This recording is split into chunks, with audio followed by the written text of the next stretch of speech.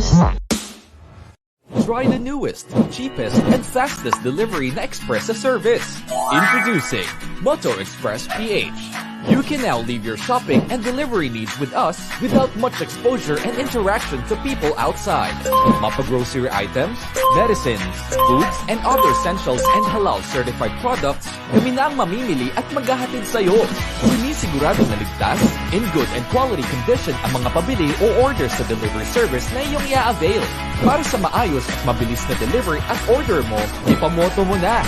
Download Moto Express PH app through Google Play that is built to deliver beyond your expectation. Tara na dito sa Moto Express. Dahil moto mo to.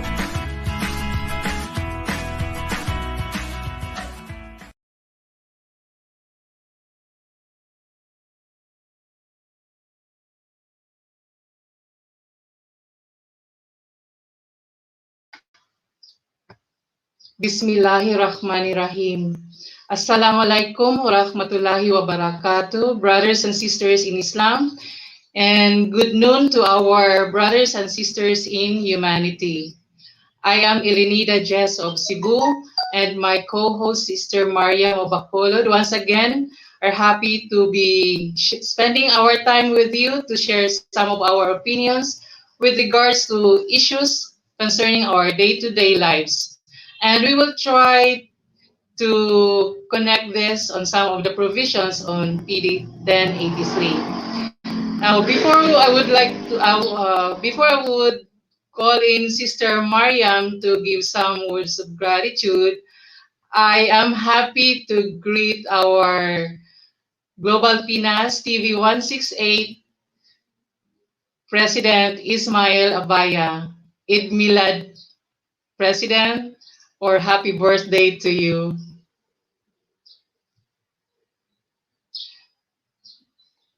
Thank you, Assistant Derek Carl. And would like to call in Sister Mariam for the words of gratitude for our beloved sponsors. Assalamualaikum Sister. warahmatullahi wabarakatuh. Assalamualaikum, Sister. Good noon sa tanan, sa taga Bacolod and sa taga Cebu, mayong ugto. I am Sister Mariam Kuder from Bacolod. You're watching Batas at Shari'ah with Shari'ah Counselor Attorney Nor Hernandez. And before we start our program, allow me to thank you, our GPTV Global Pinas 168 President Mr. Ismail Abaya is now celebrating his birthday. Eid Milad, Mr. President. And to our Director Zeno Martinez, Assistant Director Carl Vinras, and to our viewers, please stay with us as we share another topic today. Please don't forget to subscribe and click the notification bell for more updates, and don't forget to share.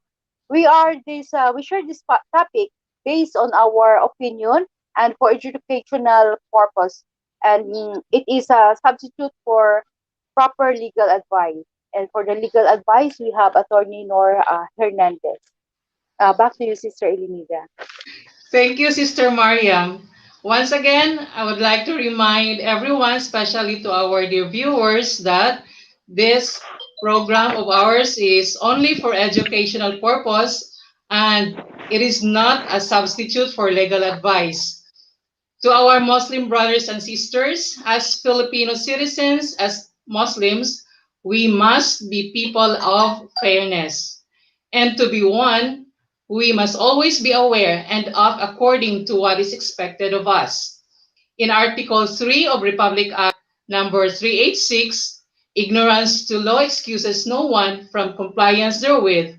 And in Article 19 of the same Republic Act, every person must, in the exercise of his rights and in the performance of his duties, act with justice, give everyone his due, and observe honesty and good faith. Right, Sister Mariam? Yes, Sister Elenida. Okay, today's program will be focused on, can you give them the topic that we're going to discuss today, Sister Mariam? Since that we have a topic yesterday, when it was, in this show of dear Sister Khadija, the Agama Arbitration Council, And we will continue this, Sister Elenida, to our main topic today, the jurisconsult in Islamic law. That is in Book 3, that in PD 1083 we read it. Thank you, Sister Mariam.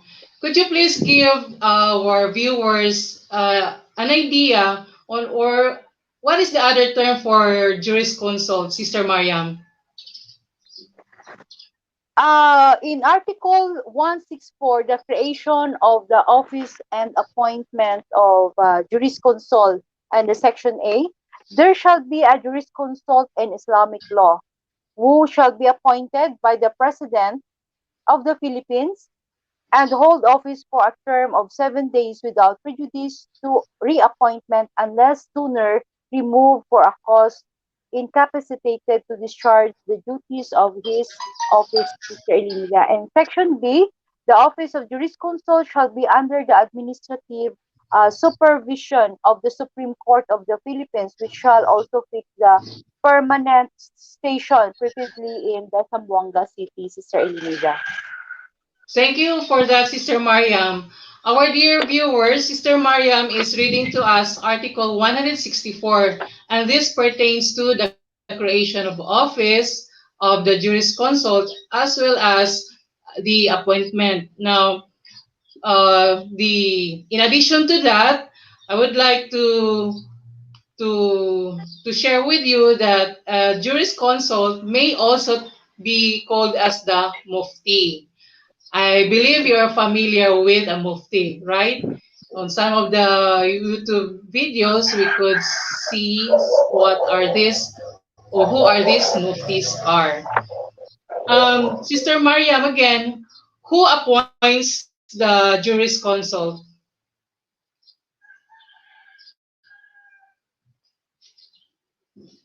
There is no sounds. Sounds, please, Sister And Mariam. one Yes, and 165, the qualification on who can be the jurisconsult. No person shall be appointed jurisconsult in Islamic law unless he is a citizen of the Philippines and at least he is a 40 years old of age and have a good moral character and proven integrity and eminent scholar in the Quran and Hadith and the Islamic jurisprudence as well as proficient in Arabic, Sister Elinida. At least Wow. he is 40 years old and he is a Filipino, Sister Elinida. Yeah, thank you, Sister Mariam. Our dear viewers, Sister Mariam is giving us the qualification of what a jurisconsult is. And of course, she had enumerated that at first he must be a Filipino, right, Sister Mariam? Yes, And sister. what about his age? He At must least at least he is be. 40 years old, Sister Elinida. And what about his educational background? He must be At a. least he has a good moral character, Sister Elinida, and proven integrity. Okay, and aside from that, also, Sister Mariam, the jurisconsult is also proficient in Arabic. Arabic, and the scholar And of Quran and Hadith. uh, and Yes. what is the term for that? Eminent scholar of the Quran Of as well as the Hadith. Okay, and of course, the jurisconsult, Sister Mariam, is appointed by the President of the the Philippines. Philippines. Okay. Yes. And what about the office of the jurisconsult? Where is it located, Sister Mariam? Um, in the section, in Article 166, in the Section 3, the Office of Jurisconsult shall keep uh, a compilation and case of publication of the legal office based on that is in the Section 3, Sister Elvira. And where is his office? Where is the jurisconsult located? Located in Zamboanga City, Sister Elenida. Yes, thank you. Our So, oh yes, our viewers, we have already an idea on where is the office of the jurisconsult. And as mentioned by Sister Mariam, this is found in the city of City of Zamboanga. Zamboanga.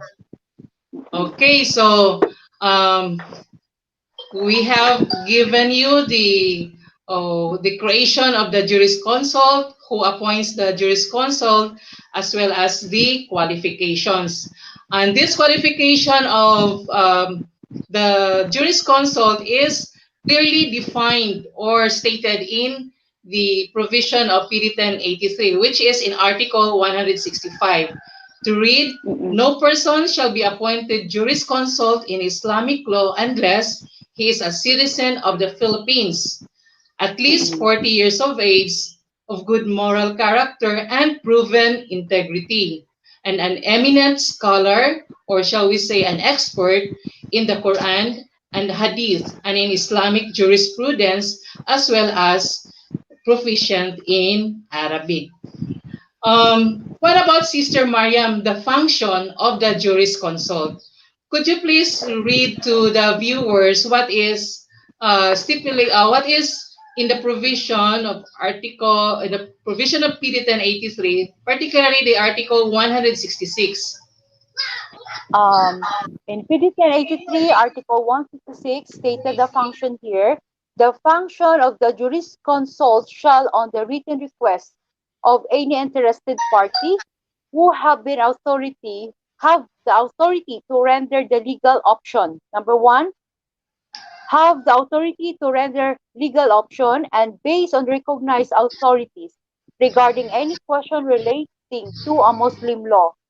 For the purpose, he may, if he deems necessary, consult or ask for the consensus of our ulama. Please continue, Sister Mariam. And the section 2, jurisconsult shall consider and act on every such request unless, in his opinion, and for good reason, and the question no need be answered. In the section 3, the office of jurisconsult shall keep date compilation and cause of the publication of his legal opinion, Sister Elenida. Okay, thank you, Sister Mariam. Sister Mariam, our dear viewers are enumerating to us the three functions of the jurisconsult as provided in Article 166 of our PD 1083, of which I am going to read again. The jurisconsult shall, on written request of any interested party, have the authority to render legal opinions based Mhm, on recognized authorities regarding any question relating to Muslim law. For this purpose, he may, if he deems it necessary, consult or ask for a consensus of the ulama. So, meaning, if he thinks that there is a need or it is necessary to consult for the ulama, he has also the right to ask for the consensus of the ulama. And in the second paragraph, the jurisconsult shall consider and act on every such request unless, in his opinion and for good reason, the question need not be answered. And lastly, on the paragraph 3, the office of the jurisconsult shall keep a compilation. And what are to be compiled, Sister Mariam? What has to be compiled by the jurisconsult? the publications of his legal opinion, Sister Elenida.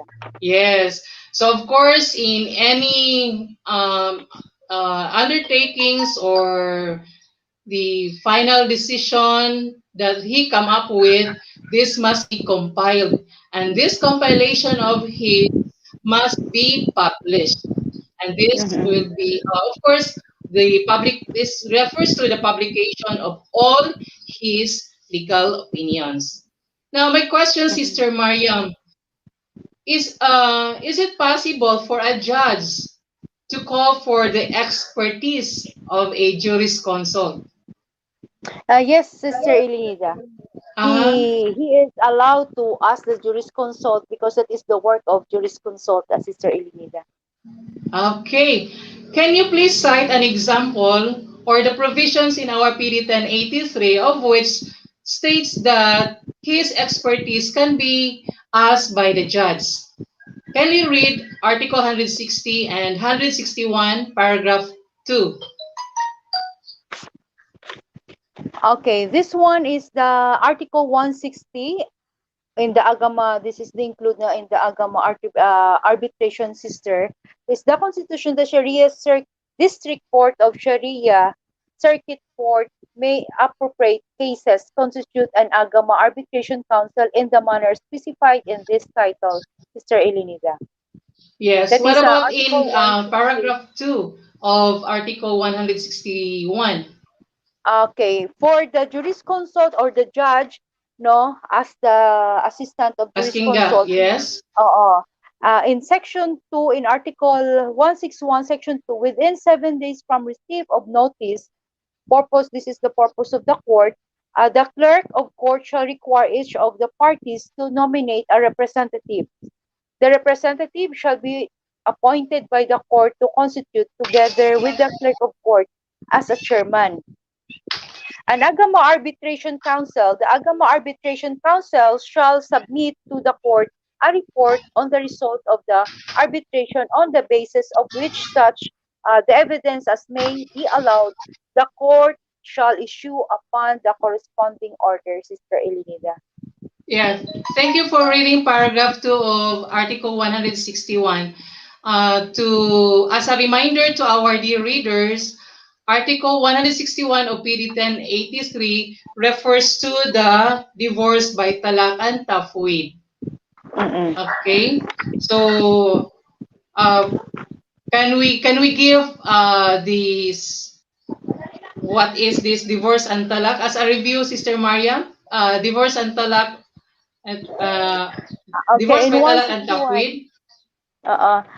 in Article 161, the divorce by talak and tafwid, any Muslim male who has pronounced a talak shall without delay file the clerk of court of the Sharia Circuit Court of the place where his family reside a written notice of such the fact that the circumstances attended thereto after having served a copy thereof to the wife concerned. The talak pronounced shall not become irrevocable until after the expiration of the prescribed ida, and the notice filed shall be conclusive evidence that talak has been pronounced. Yeah. So uh, thank you for reading Article 161, the divorce by talak and tafwid, Sister Mariam. So we know that, for example, the man or the Muslim man has filed his um, written notice to the clerk of court of the Sharia Circuit Court with regards to his talak or tafwid.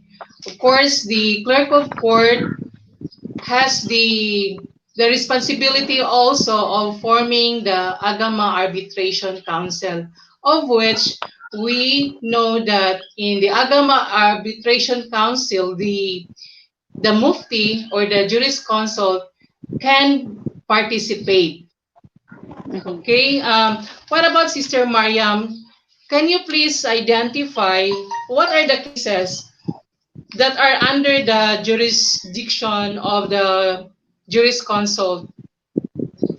Could you please read Article 175?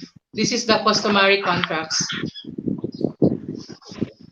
In book 3, customary contract, article 175, how construed any transaction whereby one person delivers to another any real estate, plantation, orchard, or any fruit-bearing property by virtue of sanla. Sanla means sanlaan. A rent-down or similar customary contract shall be construed as a mortgage reham in accordance with the Muslim law. Elinida. Okay, thank you for that, Sister Mariam. So again, the words sanda, the sanla or Sanla. arindao, these are terms of the um, Muslim, like specific group of Muslim in Mindanao. What about the communal property, Sister Mariam? Could you please read Article 173 of PD 1083? In the book 3, communal property, article 173, what constitute the following are communal properties. In a section A, customary heirloom, which shall be include the artifacts and the ancestral implements or things of a cultural value handed down from a common ancestor. Those are movable, like hand paintings, jewelries, uh, furnitures that is belong to the movable things, Sister Elinida. And in the section B, ancestral part, property, which shall comprehended hallowed ancestral plot, ancestral shrine, royal court, and similar properties. This example is, this one is immovable, hindi pwede malipat. For or hindi siya pwede matanggal in that place. And a section C, that is a charitable trust property. This is for example, religion, ano, what do you call this one? Charitable, just like the religion, and involving the wills of a person and giving the amount of money in that, uh, what do you call that? Giving some money of his property to the religious group, Sister Elinida, by his Okay. will. Yes, thank you. Mm. Um, in this Article 173, Sister Mariam have mentioned some of the terms like movable, immovable properties. I would like to, I would like our viewers to know what are these definition or the difference between immovable property and the movable properties. In our in our Republic Act number 368, this is an act to ordain and institute the Civil Code of the Philippines, Article 414.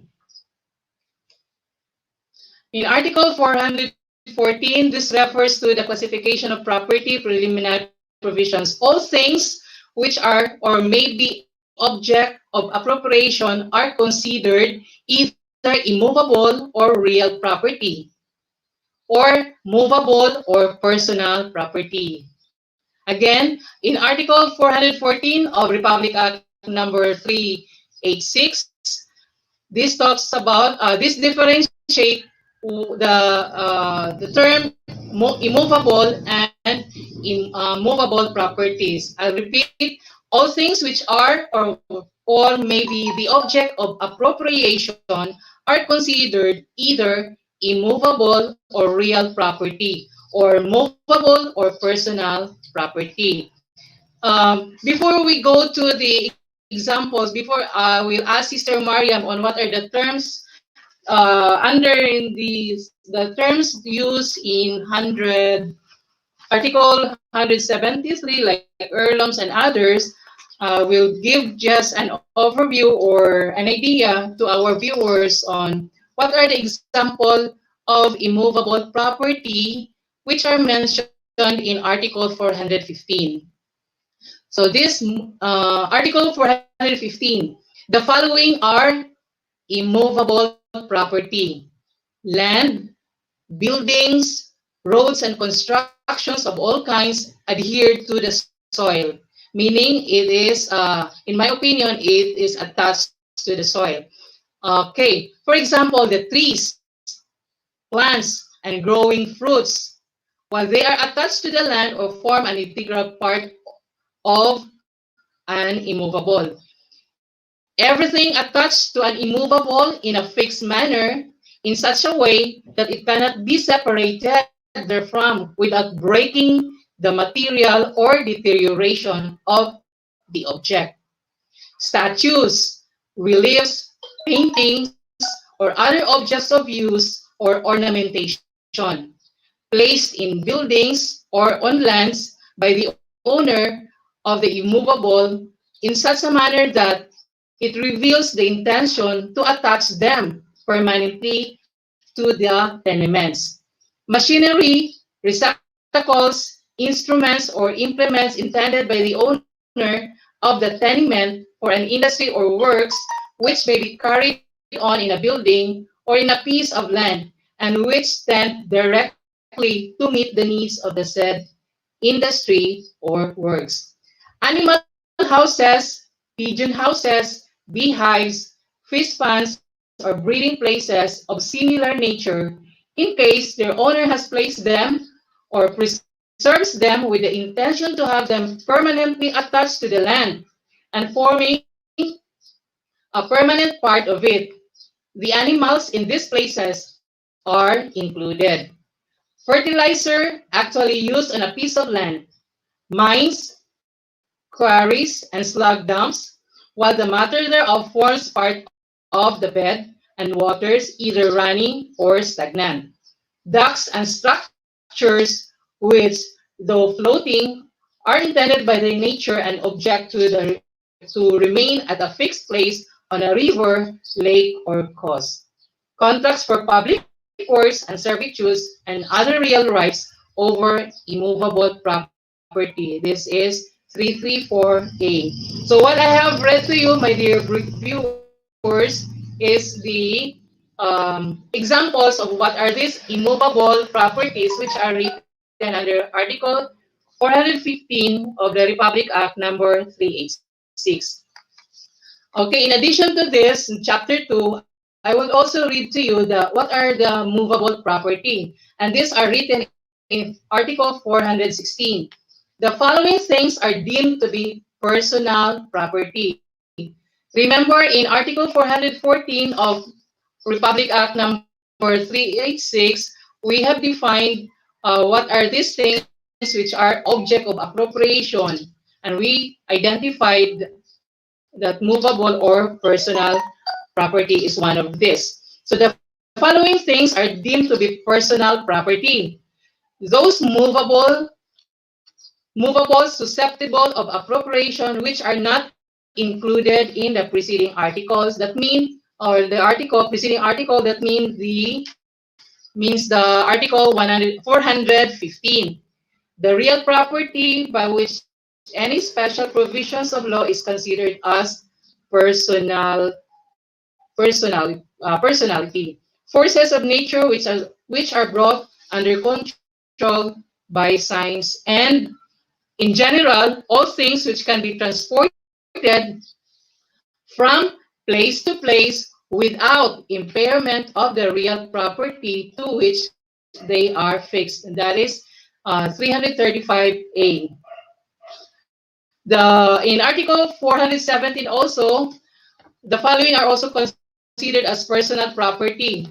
Obligations and actions which have for their object movables or demandable sums, and shares of stock of agriculture, commercial and industrial entities, although they may have real estate.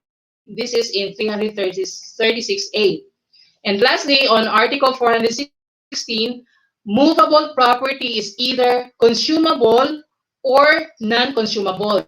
To the first class belong those movables which cannot be used in a manner appropriate to their nature without their being consumed. To the second class belong to the others, all the others on 337. Now, Sister Mariam, in Article 175 on customary contracts, she mentions some terms, and we would like to ask her to give examples on what their terms really mean. 175. Sister Yes, Mariam, that is the book two in what do the. we mean? What do we mean by 173? What do we mean by customary heirlooms?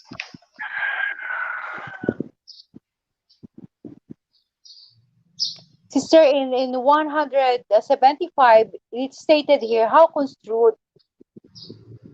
Yes, please. In our Article 173, I'm now referring to 173 with regards to the terms that Okay. you In have read. 173, that is the constitute, that is a communal property that you are reading the article earlier, the Yes. article that stated related on this Article 173 that we are talking. Sister Elida. The So what are these customary heirloom we customary? shall, yes, what is the customary heirloom we shall include artifacts and ancestral implements of things cultural value handed down a common ancestor that is belong to what I said is a movable property. Just like Yeah, example, hand paintings that you can see inside the ancestral house, or jewelry like mga furnitures that belong to the antiques, that is what it's called, that you can remove it but that is yeah. movable. And also in addition to that, the customary heirloom could be jewelries, right, Sister Mariam? Mm, yes. Jewelries and or other antiques. These are artifacts and ancestral implements. Can we give our viewers the simple illustration of what these ancestral implements? Of course, we're referring to the um, for the communal properties. What are these ancestral implements, Sister Mariam? And the section B, the ancestral property which shall be comprehend hallowed ancestral plot, ancestral shrine, royal court, or similar properties, and so on. It is belong to the movable or di pwede matanggal. It is considered immovable. Like for example, yung statue ni Dr. Jose Rizal, pwede ba malipat-lipat natin yan? Di ba hindi siya pwede ilipat? Okay, Sister Mariam, our dear viewers, is reading paragraph B, the ancestral property and others in Article 173, and this pertains to immovable property. In our paragraph A, for example, Sister Mariam, you have mentioned earlier that the examples stated here are the specifications mentioned here are movable. So, Mm-mm. for the ancestral implements, this may be, for example, kulintang, Mm-mm. gong, or might be sword. No, For that is example, belong to the movable, Sister yes, for Elisa. the movable. So, okay, we hope that this is clear to our viewers that the customary heirloom could mean jewelries or antiques. Mm-mm. And then for ancestral implements or things of cultural value. For example, Mm-mm. as from Mga Cebu, shrine. uh, for the shrine that is immovable.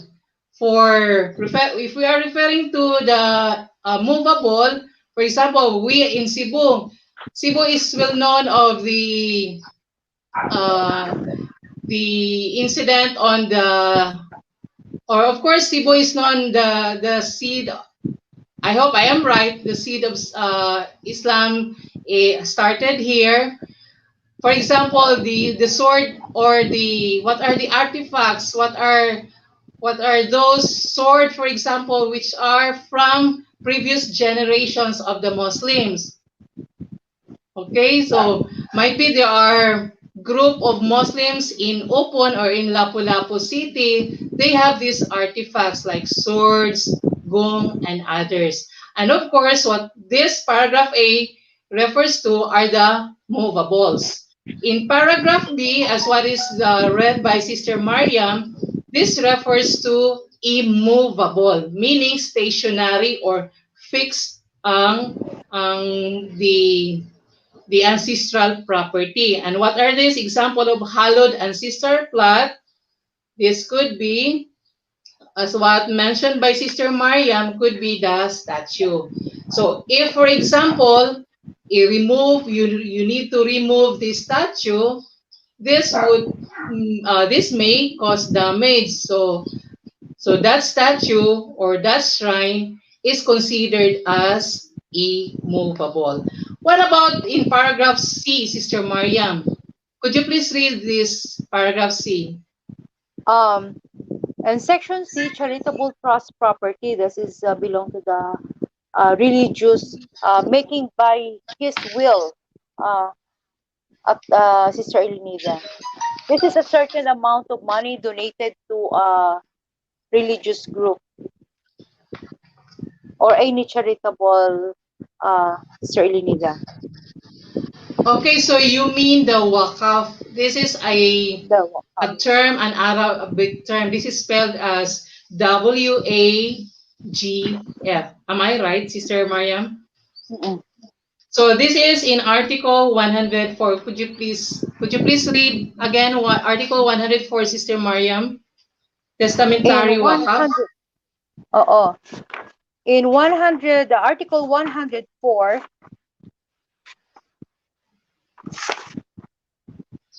testimony, testamentary wakaf, an endowment for Islamic purpose to take effect after the death of the donor.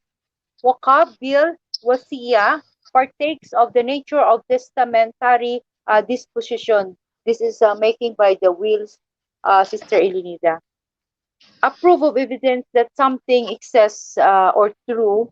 It is written in his will or in the last will, Sister Elenida. What about giving our viewers, Sister Mariam, on definition of what do we mean by endowment?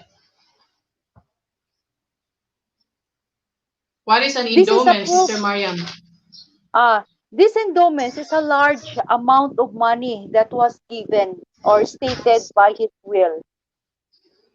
This is as evidence or something by written by his wills, and the endowment is a large amount of money that has given or donated to a charitable institute, as Sister Elvida. Thank you, Sister Mariam. So we hope this is clear to our dear viewers. The term that Sister Mariam has defined to us, endowment. This refers to a large amount of money Of that money. was given. Thank you, Sister Mariam. And let's proceed with these. We have 100.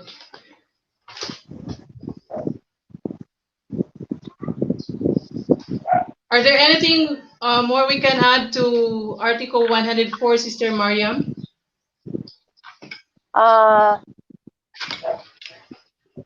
that is stated here in the Jurisconsult of Islamic, and we need to tackle the compensation otherwise provided by the law in Article 167, Sister Elenida. Okay. And Sister Mariam, what about for example, since we are talking on the jurisconsult in Islamic law, Mm. can we identify this article? What is Article 167 all about? Yes, that is the compensation. In Article 167, compensation until otherwise provided by law, the jurisconsult shall receive an How much? annual compensation of 48,000 pesos, which shall not be diminished during his term of office. So, mayroon naman sahod si si jurisconsult. And that is for 48,000 pesos. If we divide it in a 1 year, that is, he can 12 receive months? 4,000 pesos in a month. It is 4,000 pesos Okay. in a month. In annual, that is 48,000 pesos. What about in the next article, Yes. 168? And not only is the jurisconsult, only the Article 168 office personnel have also the jurisconsult may, in accordance with the civil service law and subject to approval of the Supreme Court, appoint and fix the compensations of such personnel as may be necessary for the performance of his function. So yung mga office personnel niya, mayroon ding compensation, Sister Elenida, but not stated here how much amount they receive. Thank you, Sister Mariam. Going back to that question, Sister Mariam, on the creation of the Agama Arbitration Council, is it happening within the court or outside the court?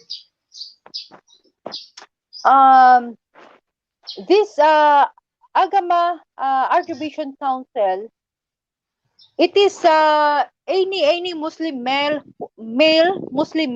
who can send a written notice to our uh, Sharia Circuit Court Ilinida. Okay, thank you for that, Sister Mariam.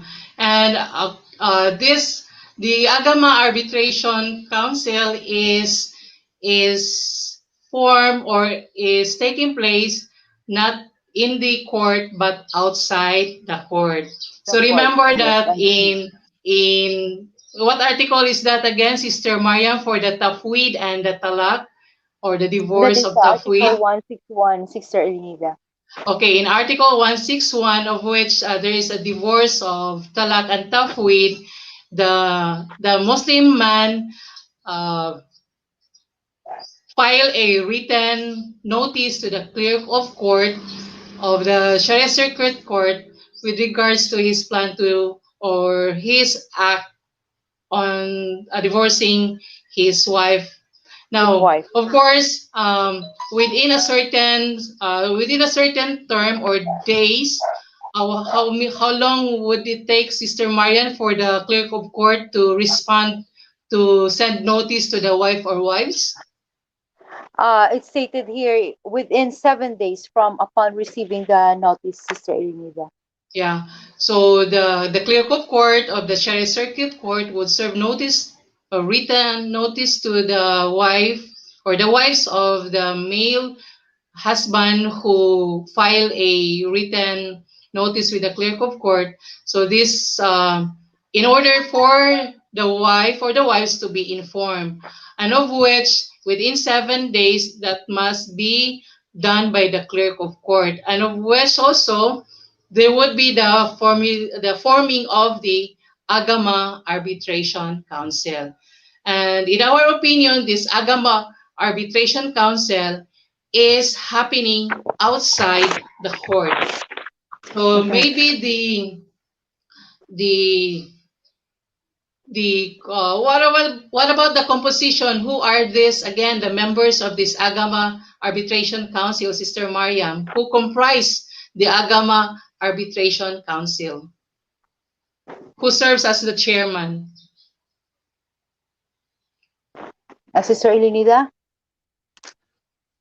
who are the members, who is the chairman of this Agama Arbitration Ah, Council. yes, that is a clerk of court, Sister Ilinida. The clerk of court of, is it in the Sharia Circuit Court or the Sharia Yes, in District Court? Sharia. That is In belong to the, the Sharia Circuit Court. yes, thank you, Sister Mariam. So the And chairman would be, yes, please. for our viewers, the Agam Arbitration Council means a body composed of a parties or of composed of a chairman and representative of each of the parties to constitute council to take necessary step for resolving conflict between the husband and wife. Sister Anita. Again, what is Agama Arbitration Council?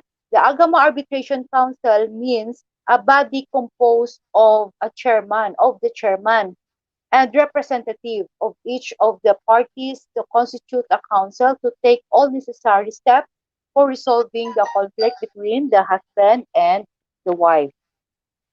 Thank you, Sister Mariam. And to our dear viewers, we would like to also remind you that what we are talking here are our opinions, and this does Mhm. not constitute any, does not substitute any legal advice. So, in our opinion, for example, the existence of the Agama Arbitration Council, of which jurisconsult may serve as the chairman plus the representatives of the parties or both parties. This is done outside the court. And for those um, cases that we have read to you minutes ago, this Agama Arbitration Council is formed to unclog the cases that are docketed in our court. So there is a need really for the existence of the Agama Arbitration Council. This is less expensive as well as this helps unclog because we know already that there are a lot of cases happening in our country. To unclog the cases that are docketed in the court, the Agama Arbitration Council is being formed with these provisions in PD 1083. Okay, we don't have much time.